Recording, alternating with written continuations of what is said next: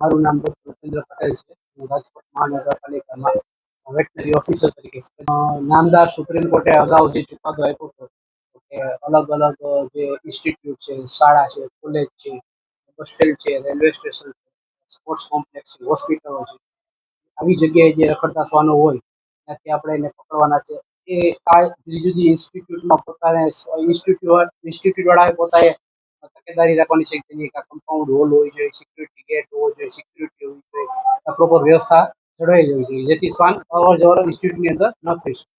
આ માટે રાજકોટ મહાનગરપાલિકા દ્વારા વર્ષ 2008થી સતત શ્વાન વંધ્યીકરણ અને રસીકરણની કામગીરી કરે છે. લાસ્ટ આપણે 25-26માં જોઈએ કે આપણે 3129 જેવા શ્વાનોમાં વંધ્યીકરણની અને કામગીરી કરેલ છે. 10,112 જેવા ડોગોમાં આપણે હડપ વિરોધી રસીકરણની પણ કામગીરી કરેલ છે. જનરલી સુપ્રીમ કોર્ટ નામદાર સુપ્રીમ કોર્ટનું જે છે કીધેલું એ મુજબ જ્યાં રખડતા શ્વાનો જો જોવા મળતા હોય છે, આપણને કદાચ ફરિયાદ આવતી હોય તો આપણે ત્યાંથી શ્વાનને પકડીએ છીએ અને આપણા ડોગ સેન્ટર છે, માધાવર ડોગ સેન્ટર ત્યાં પકડીને આપણે રાખવામાં આવે છે.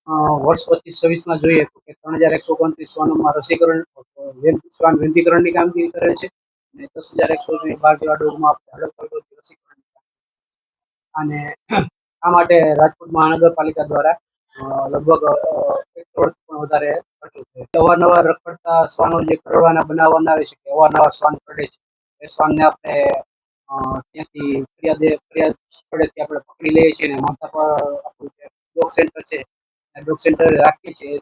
શ્વાન છે શ્વાનને શાંત કરવાનો આપણે પ્રયત્ન કરીએ છીએ અને ફરીથી મૂળ જગ્યાએ જ આપણે એને રખડતા શ્વાનોની જે સંખ્યા વધી છે અત્યારે તો રાજકોટમાં જે જોઈએ ગુજરાતમાં સૌપ્રથમ કહી શકાય છે કે અને આ માટે ભવિષ્યના પ્લાનને ધ્યાને રાખીને નવું એક વધારાની કેનાલનું સેન્ટર આપણે બાજુમાં જ માધાપરમાં છે, વધારાનું એક વિસ્તૃતીકરણ આપણે શ્વાન વંધ્યીકરણ કેન્દ્રનું વિસ્તૃતીકરણ કરીએ છીએ. વધારાની કેનાલો વધારે શ્વાનની ફરિયાદ આવે તો રાખી શકાય એ માટે આપણી પ્રોસેસ અત્યારે ચાલુ છે. સમયમાં કામગીરી ચાલુ થશે.